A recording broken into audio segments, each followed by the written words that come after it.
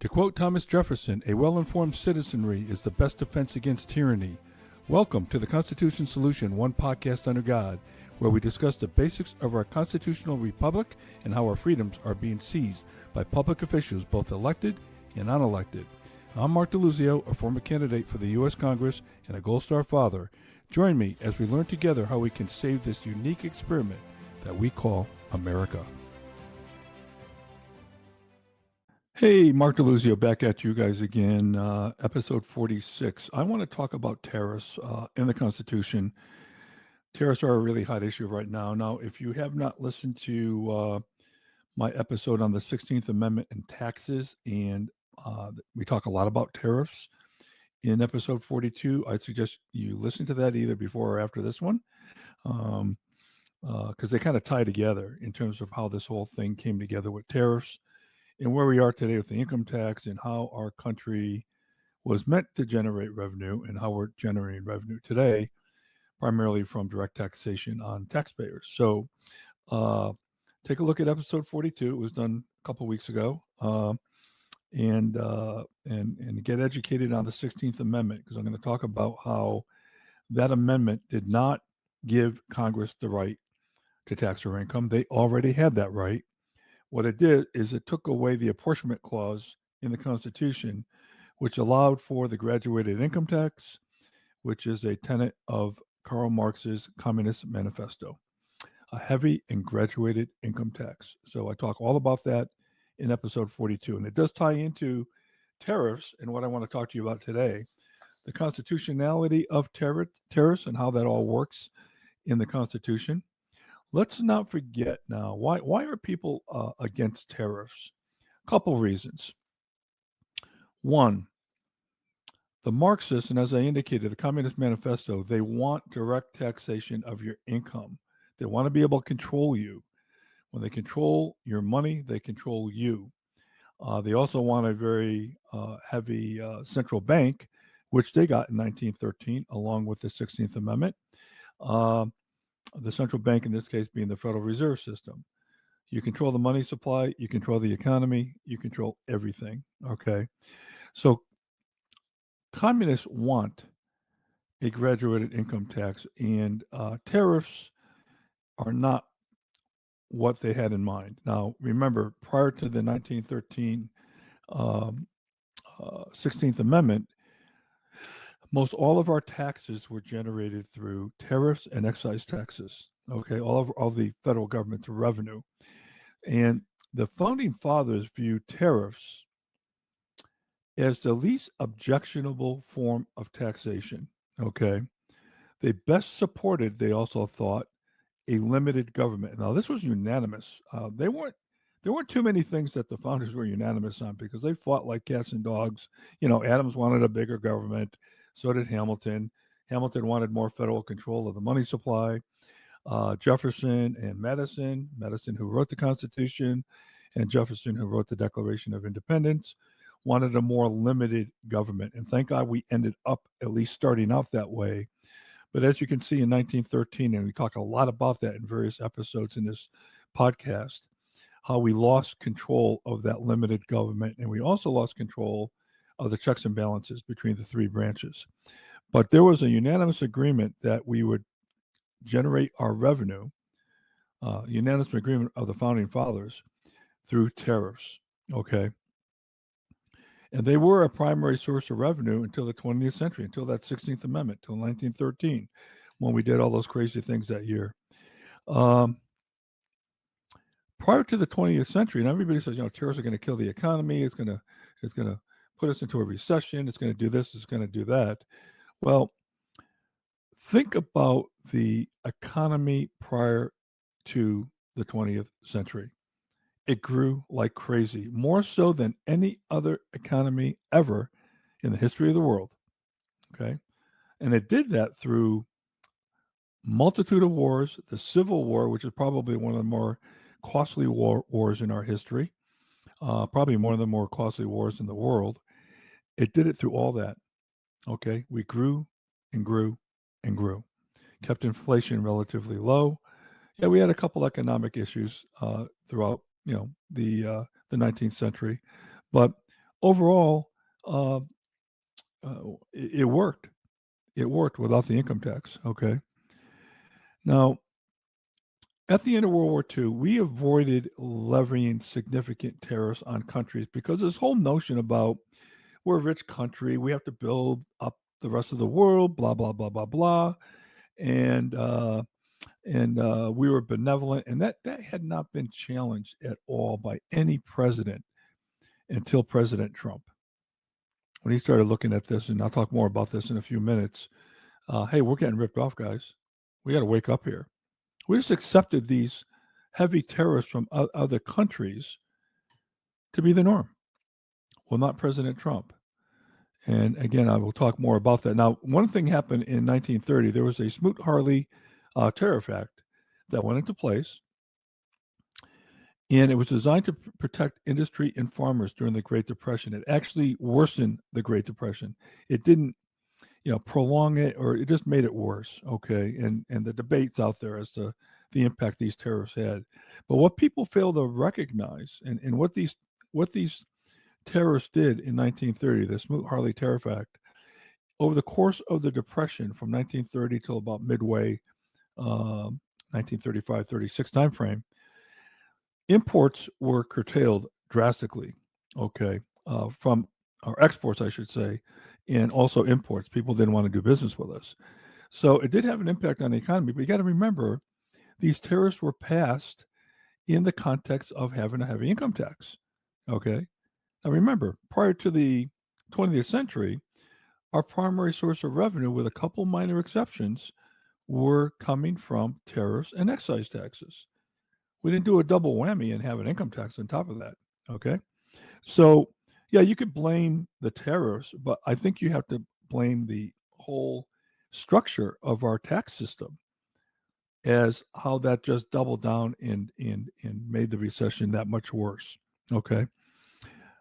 Winston Churchill had a very famous quote, which was kind of cool. He had a lot of quotes, but he said, "Tariffs are the worst form of taxation, except for all the others." Okay. So I guess in a roundabout way, Churchill was for tariffs as well. Hey, we have to get our revenue from someplace. And again, the founding fathers were in unanimous agreement that tariffs were the most appropriate form of revenue generation that would promote a limited federal government. Okay. All right. And if you go back to 1913, look at some of the episodes that we talked about. The fourth branch of government, the administrative state, really, started by Woody Wilson. Um, he was a big progressive. Matter of fact, the father of the progressive movement.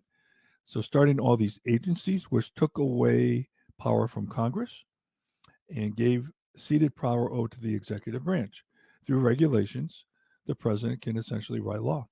Okay, that's not how this was supposed to be set up.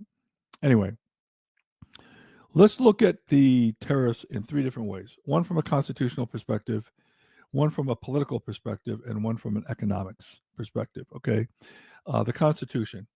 This is very simple. Congress has the power of the purse, which means that's where spending bills in the House of Representatives, spending bills start in Congress. They cannot start in the Senate.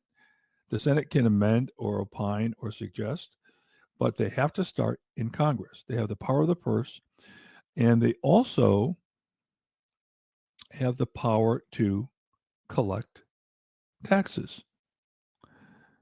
Article 1, Section 8 consists of the enumerated powers. I believe there's 18 of them. The enumerated powers of Congress. In Article 1, Section 8, one of those enumerated powers is Congress is delegated the power. Remember, delegated the power means coming from the people. We are giving Congress the permission to we're delegating them the permission. Remember, the government doesn't give us any rights. This is a government controlled by the people. So the Constitution is the limit on what the government can do to abridge our freedoms, right? It protects us. It's supposed to anyway. All right. So we are delegating to the Congress the power to lay and collect taxes, duties, imposts, and excises. And that includes tariffs. Okay. Article 1, Section 8, the Congress, not the president, can set tariffs. It also said Congress is empowered to regulate commerce with foreign nations. So, as much as I love what President Trump is doing with tariffs, I support his strategy. I don't agree as to how. And this is where you've got to be very careful that you draw a fine line between what you like and what's constitutional. For example, I don't like flag burning. Flag burning was found to be a constitutional First Amendment right. I hate flag burning. My sons fought, my father fought for our flag. My sons fought. I lost a son in war because of the flag, fighting for our flag. So I detest flag burning, okay? But I understand the First Amendment right to burn it. And Judge Scalia, the most constitutionally centered uh, jurist we ever had on the court, actually agreed and voted for supporting the right to burn the flag. So even though you hate something, and people say, no, we should make an amendment that it's illegal to burn the flag. Well, what's next? What Pandora's box did you just open? The same thing with these tariffs. As much as I like what President Trump is doing, and I agree in principle about his strategy, and hopefully this will lead to elimination of the income tax. Okay, I don't think Congress has the guts to do it. I think Congress is weak. They have been weak, and they continue to be weak. They don't know what to do when they have their own power. Okay, this is a golden time right now. They can really make some hay. And right now, the budget that's in Congress right now has a $4 trillion budget deficit. I mean that's heresy. Okay, so I don't know what these guys are doing. None of the Doge savings are being reflected in the budget. And like anything, if this does not get legislated through Congress into law, then what's to say the next president can, by a stroke of a pen, reverse all these tariffs and everything else that President Trump is trying to do? This is not the way to do it. As much as I like the way he's, the strategy, it's not the way to do it. It's unconstitutional. And again, as much as I support President Trump, I got my first allegiance is to our country and to our Constitution, not to any political party or not to any politician. Okay. So be careful what you ask for when it comes to matters like this. Okay. You may like something that's unconstitutional. You will rue the day that you made that decision because you opened up the Pandora's box for further aggressions on and transgressions on your freedoms. Okay. But the president does have some power in this regard. As far as spending bills go, and tariffs for that matter, he has the power to veto or to sign them into law. That's his power. That's his checks and balances. That's his executive branch power. So he does have power, but just to come out and arbitrarily say, hey, we're going to put 140% tax on this country or that country, he can't do. Constitutionally, he can't do it. Okay. Well, let's talk about why he does it. All right. In 1934, when FDR, the darling of the left, was president, there's another guy that did immense damage to our country in so many different ways. There was a Reciprocal Trade Agreement Act of 1934. It gave the president the authority to change tariff rates up to 50%. Now, think about this. Congress takes their power that they had per Article 1, Section 8, and says, I'm going to give it over to the executive branch. And for some reason, this never got challenged in court, in front of the Supreme Court. It never got challenged. And it's almost 100 years old. 1934. It never got challenged. It's mind-boggling to me, the things that the Supreme Court chooses to pick. And yeah, you got to bring a case in front of the Supreme Court. You mean tell me nobody tried to bring this? And if they did, I should look this up because I'm sure somebody tried to do this. They didn't select the case to hear. Every year, there's thousands of cases that get petitioned in front of the court, and the Supreme Court decides which ones they're going to hear that year. Come on, there's only 9 jurors, so they can't hear everything, which means that there's a hell of a lot of laws out there today that got passed that are unconstitutional. How could they track them all? There's thousands of laws. I made this statement, I think, last episode, where right now I'm probably breaking some kind of federal law. I have no idea what it could be. You're probably breaking one too. And a lot of these laws conflict. Okay, damned if you do, damned if you don't. So there are so many laws out there today. I don't know if the founding fathers ever envisioned Congress writing so many damn laws, because they did believe that we would be thinking about a limited government. And funny that people say, nothing's getting done in Congress. Nothing's getting done. We got to get things done. Really? I don't want them to write any more laws. Do you? At least not the laws they've been writing. Okay. And it shows a very inept understanding of the founders wanted it to be very difficult to write a law, very difficult to write legislation. I mean, think what you got to do. You got to first pass it in your own house, debate it and all that. Then it goes to the Senate, and they jerk around with it for a while. Then it goes to some kind of committee to even out all the differences. Then it goes to the president, you know. But I guess as long as you got that bridge in your district in the law, you're going to vote for something unconstitutional. What do you care? Because you need to get elected. You need to come back in the next 2 years and run again, right? So that's what happens here. Okay, all these attachments, and just deviating for a minute. Ronald Reagan wanted the Supreme Court, and they did look at line item veto, and the Supreme Court ruled it unconstitutional and didn't allow it. And by the way, I agree with the Supreme Court as much as I don't like it. But I don't know why the president can't say, hey, look, I'm only going to sign single issue bills. I'm not going to allow you to attach all this other crap to a bill to make the bill 7,000 pages when I'm passing something for veterans, but you got things in there for Planned Parenthood. This is where, politicians get caught, because it's like, damned if you, damned if you don't. Well, you didn't vote for that bill. Yeah, because I had Planned Parenthood in it. Well, you're against veterans. I mean, you see how it works? So I don't know why the president can't be a little bit stronger and just say, hey, look, I'm only going to even look at single issue. I'm going to veto everything else. Okay. Anyway, that might not work, but anyway, I just, the way they run it right now is it's a travesty, in my opinion.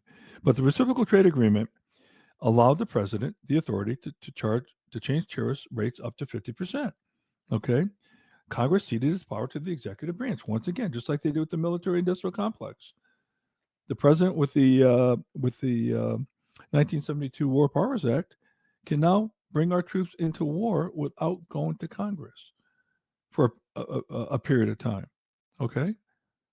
So you got to believe that there's a lot of Marxists in Congress who are trying to cede all this over to the president, because this is just another globalist tactic here. Okay. Americans, though, as far as this whole tariff issue, when this 1934 reciprocal trade agreement was passed, were blissfully ignorant, and they still are. Okay. And this is why I do this podcast. I want to educate people on what the heck our country is supposed to be all about. But Americans are unbelievably ignorant and misinformed and miseducated on the Constitution and what this thing is supposed to be all about. Now, there is a bill in play here, HR 2665, the Trade Review Act of 2025, which is trying to reinstate the power back to Congress to set tariffs. I'm not sure exactly where that bill is right now, but that's where it is. Okay. By the way, HR 2665, I'm not sure how they number these bills. Does that mean that is the 2,665th bill passed this congressional session? I don't know. I think that's how it works. I'll have to look that up. Okay. So bottom line with the Constitution, unconstitutional for the president, regardless of how much you like what he's doing or don't like what he's doing. It's unconstitutional, in my opinion. And that 1934 reciprocal trade agreement, I just don't understand how a Congress can write a law to go against what's in the Constitution. I just don't understand that at all. And it's not the only time that's happened, by the way. But It's mind-boggling to me. Okay, let's talk about the politics of tariffs. President Trump's correct that we're getting screwed by these countries: Canada, Mexico, Europe, China. They're all ripping us off. Okay, and this was ignored by both sides of the aisle until President Trump, George Bush, Herbert Walker, and his son, George the Lesser, if you will. Um, both those Bushes, Reagan, all these presidents ignored and just took tariffs as, not something I'm going to really look at. I got other things to do, right? The whole idea here is this is a way to redistribute global wealth. These tariffs were crazy. Now people say, well, wait a minute now, Mark. The United States can't do everything. We can't produce everything in the world. Oh, really? And this is a red herring. Okay, when they say, well, how about mango fruit? You expect us to grow and have the quality of mango fruit that, for example, India has? By the way, when I was in India, I never when I take they say, hey Mark, you got to have some mango fruit. It's only like a month or so in June, I think that and I say, what the hell is the big deal about mango fruit? I ate some of their mango fruit. It was like eating candy. I could not believe how unbelievably delicious it was. Nothing like I ever had in the U.S. Okay, so we can't grow mango fruit, not the way they do. They have the right temperate climate. They had everything there needed to get the right ingredients and all that. Okay, great. However, if we have all the resources, pretty much in the United States, and the founding fathers knew this, by the way, to make virtually anything made anywhere in the world, we can make it here. Okay, we have all the natural resources. We have the wood. We have the land. We have the right climates, oil reserves, energy. We have everything. Minerals. Okay. I mean, the state I came from, Arizona, was founded based on copper. The whole state. That's why people move there. Okay. So we have it all. We have everything we can, anything that's produced pretty much anywhere we can make here. But we didn't. Why? We went to China. We went to Mexico. We went to Taiwan, and we went to Vietnam and Thailand. Why do we do that? And the ignorant argument is, and I've done a lot of math on this. I used to be a CFO, and I know how to do the math. People say, "Oh, because of the labor cost." Really, the labor cost. So let's talk about this. A company has to build and maintain a facility in a foreign land. Okay, they go through all that cost, the distance to ship, and the cost to ship product to the USA, and the lead time and the time it takes, the business risk, especially when you're dealing in a foreign country. Okay, the business risks involved, and many people don't know that you have to cede over 51% of your company if you're going to do business in China to the Communist Party, including your intellectual property. And I don't think they care about people going over there making yo-yos and paper plates, but I'm talking about sensitive technology. Okay, um, there's a lot of risk. Okay, not only risk for the company going there, but risks for our nation. Medical technologies, for example. Didn't you find it ironic that during COVID we had to go to China for all those medical supplies for COVID? It's like I'm looking at the box for a COVID test. It says made in China. Think about the irony there. Think about that.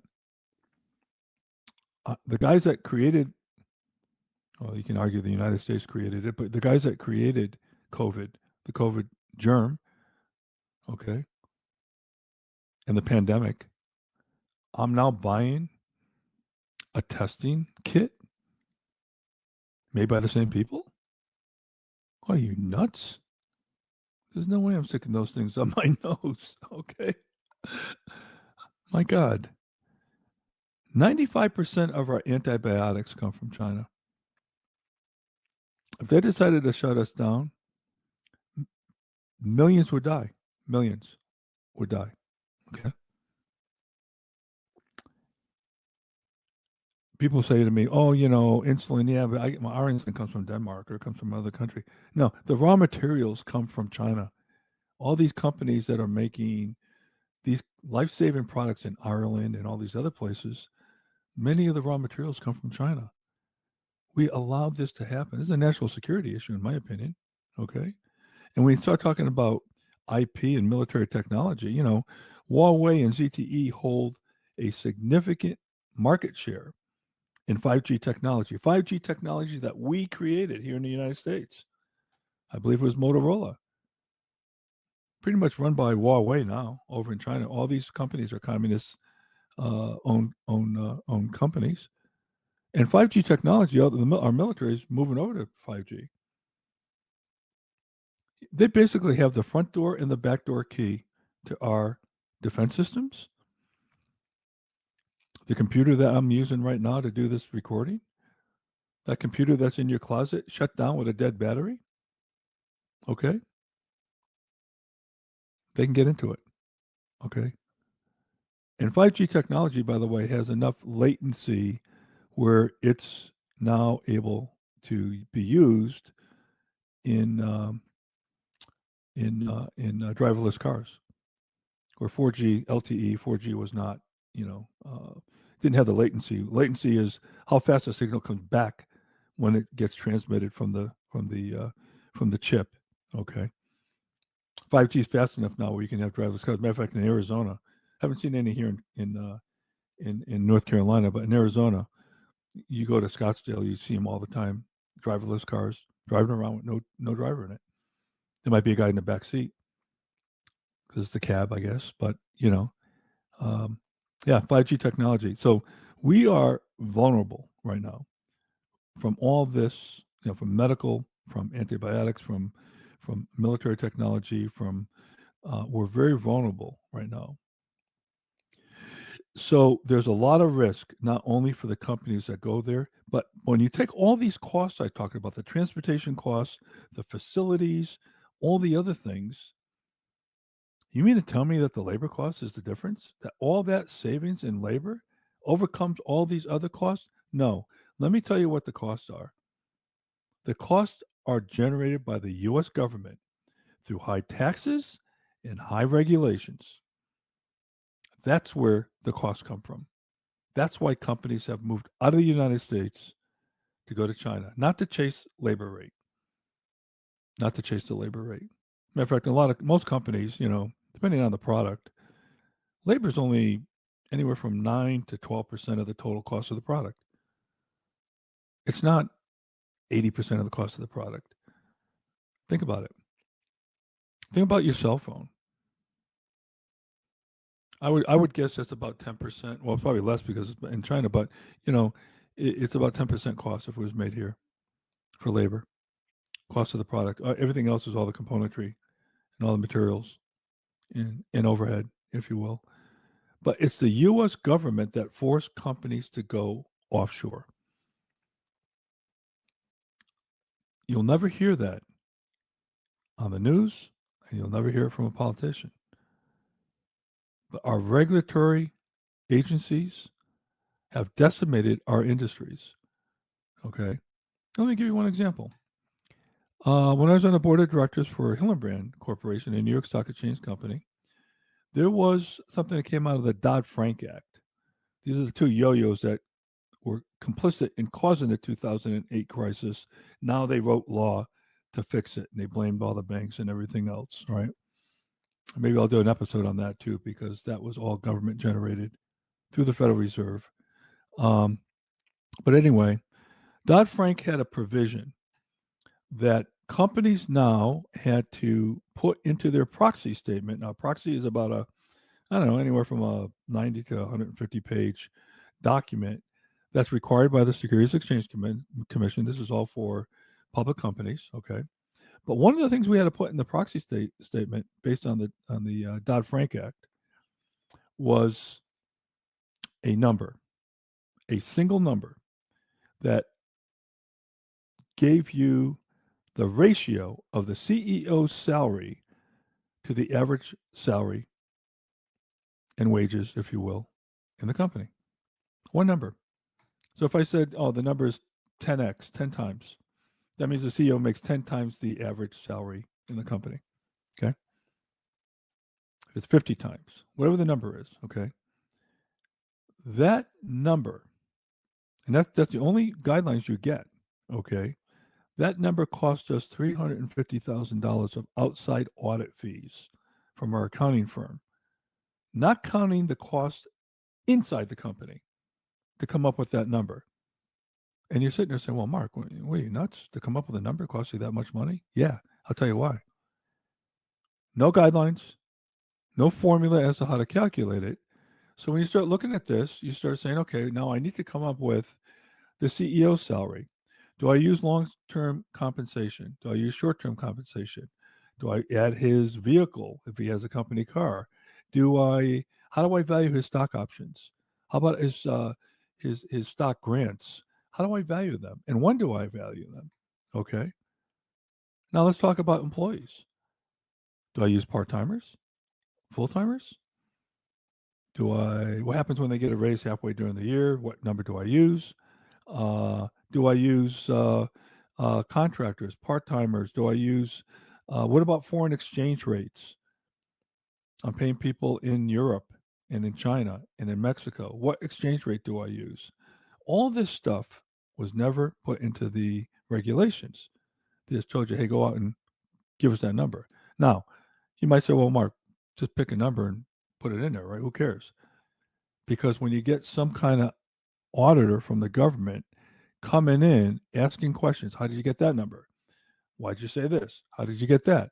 They could actually fine you and shut you down because you can't satisfy some 25-year-old auditor from the government who wasn't good enough to make it to a CPA firm. Okay. And they're going to ask you all these crazy questions about, well, how'd you get this? And why did you use that number? And why did you use that number? And all of a sudden, you start getting fined. And then it's bad PR and it's bad press. People start selling your stock. Okay. You see how this works? Okay. This is what the government does. And by the way, this is just one little tiny thing I'm talking about. Minor. This is minor compared to the bigger regulations that you have to go through. You would not believe the regulatory burden that's placed on corporations. I know somebody who is on the board of directors for a gun company. It's a public company. I asked him. I said, John, geez, I mean, why are you a public company? What are you, nuts? Why are you subjecting yourself to the SEC and all these crazy regulations? Okay, especially a gun company, right? So I'm giving you that example here because why did businesses go to China and offshore? That's why. It's not the labor. Everybody's going to tell you it's the labor. It's not the freaking labor. Okay, it's the U.S. government, and then you get people like Nancy Pelosi who want to raise taxes on corporations, and then criticize them for moving out of the country. You can't have it both ways. And you got the American public with the same thing. All corporations are making all this money, while they go to Walmart and buy the goods that are made in China. They're looking for a deal too, right? Just like corporations are. So what's good for the goose is good for the gander, I guess they say, right? But in the meantime, Americans will criticize corporations for going offshore. Really? Why don't you try to run one of those companies? See how that works. See how long you keep your job. All right. So when President Trump comes in and reduces regulations and taxes like he did, he took our corporate tax rate, the highest in the world was 35%, took down to 21. Okay. Biden wanted to increase it. Thank God he didn't. He also wanted to increase the capital gains tax and unrealized capital gains. This is what these people are trying to do. Do you know what unrealized capital gains means? If you own a home that you say you buy a home for $500,000 and in 1 year it goes up to 600, you would be required to pay taxes on that $100,000 gain, even though you didn't cash it in. It's all on paper. This is what Harris wanted to do. This is what Biden wanted. Could you imagine what that would have done to our economy? So these people have no clue. Trump is a businessman. He understands how business works, and he wants everybody to win. Okay. It seems as if the only people who are winning are the U.S. government, not the American people, and not corporations. Okay.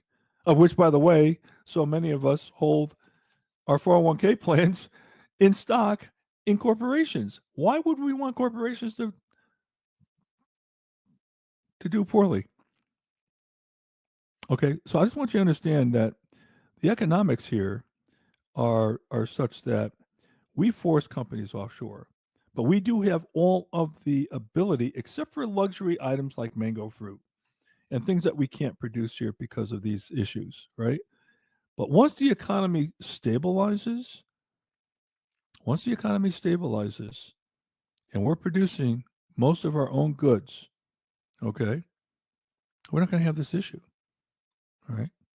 Be a little bit of a pain to get there, but we can't do it. And I'll talk more about the summary here, what we have to do to make this work. Because, as we saw in, let's learn from history, right?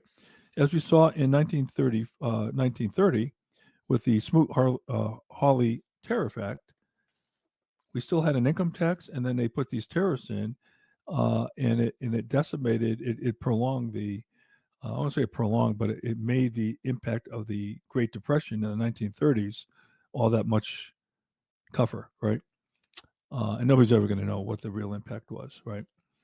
People who don't like tariffs, which are the Marxists, by the way, will say it prolonged a depression. Okay, so all confirmation bias in terms of how people look at things like this. But I think the tariffs are the right thing, but they're being done the wrong way. Okay, it's unconstitutional what President Trump is doing, in my opinion. Although there is a law that allows him to do it, the law to me is clearly, I'm not a lawyer, but the law is clearly unconstitutional, right?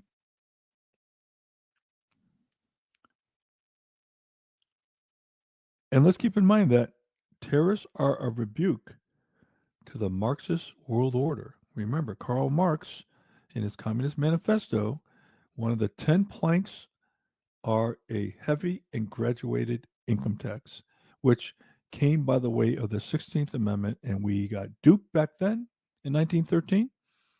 And Americans are still duped by that. They still don't understand the apportionment clause and what that meant. Go back to episode 42, and I explain the whole thing. Okay. Congress always had the right to tax their income. Okay. And just because we have a 16th Amendment doesn't mean they have to tax us that way. You see? Congress could write laws say, hey, we're going to eliminate the income tax. There's nothing in the 16th Amendment that would prohibit them from doing that. Article 1, Section 8 gives them the right to tax us any way they see fit. But we can't generate revenue through tariffs in isolation. We have to kill the income tax and we have to kill the capital gains tax. You can't take it from both places. Okay. That's got to go away. And in my heart of hearts, I really do believe President Trump, that's the road he's going on. I just don't know whether or not he has the support in Congress to do that. Congress, the U.S. Congress right now, maybe this is a whole nother episode, but the U.S. Congress, Republican run, these guys are more worried about getting reelected than they are doing the right thing for the country. I don't see the will. I don't see there's a few of them out there that do have the will to do the right thing. I just don't see these people are on the same page with President Trump. Like I always said, these Republican congressmen, when they get power, it's like the dog chasing the proverbial car. Once he latches onto the chrome bumper, he doesn't know what to do with it. Okay? That's exactly how it looks to me when the Republicans have power in Congress. Okay? They don't know what to do with it. And this is a golden time for them. This is probably a time of a lifetime because you're never going to have another president like President Trump. You say what you will about all the other guys that potentially could run. Okay? There's nobody like President Trump who has the guts, who is not embedded in the establishment. He doesn't owe anybody. Okay? This is a one in a lifetime chance, in my opinion. All right. We're going to end up with another moderate like George W. Bush or somebody that just doesn't have the balls or is not going to act the way they need to act to bring this country back to the founding principles that we've been talking about all the way through episode, what is this? Episode 46. Okay. So we have to kill that. We have to bring back the gold standard and stop this printing of money through the Federal Reserve. And I have a couple episodes on the Federal Reserve. The Federal Reserve needs to go away. Now, the Federal Reserve was passed in the darkness of night on December 23rd, 1913. Again, 1913 was a bad year for this country. Okay. And the Federal Reserve needs to go away. And I'm going to talk too much more about the Federal Reserve now, but there is zero incentive for the clowns that run that to have a stable economy. Their mandate is to have a stable economy. Zero incentive. And the printing of money is the definition of inflation. When you expand the money supply, you end up making your dollars worth less, and they show up at higher prices in the grocery store and everywhere else. Expansion of the money supply. Right now, our money supply is sitting around $21 trillion, scheduled to go up. All right. So we got to stop this spending by the government, bring us back to a more limited federal government in line with the Founding Fathers' vision, kill all the unconstitutional spending, all right, and stop issuing debt. And I'll remind you, the Federal Reserve is not a government agency. There are 12 independent corporations separate from the federal government. They're not under anybody's control, but Congress does have the right through the Federal Reserve Act of 1913 to either alter or eliminate the Federal Reserve. But we got to go back to a gold standard. And again, the gold standard is or a precious metal standard, which says, look, our money supply cannot exceed the value in our reserves. It's a nice little control that it will only exceed when the value goes up, which means the economy is progressing. Okay. Our money supply then can increase, and it will be non-inflationary when that happens. Right now, the gold standard is gone. Thank you, President Nixon and some other presidents before him that really worked towards getting the gold standard out. Okay. I think that happened in 1972. And every country in the world right now, none of the currencies in this world are backed by a precious metal like a gold standard. And what they call that, if you hear this on the news, they call it fiat currency. All this is fiat currency. That means currency that's not backed by any kind of precious metal. Okay, so to summarize, we got to kill the income tax and capital gains tax. We have to bring back the gold standard and eliminate the Federal Reserve. Those things have to happen in concert with going back to 100% tariffs and excise taxes for our source of revenue. Okay, but this should all be done by Congress, because anything the president does in this regard will be reversed by the next Marxist or Rhino president. We got to write it into law. Okay, it's got to be done by Congress. So that's it. Tariffs in the Constitution. It is unconstitutional for the president to set tariffs, no matter how much you like it. You will rue the day that you supported it, because it will come back to bite you somewhere down the line.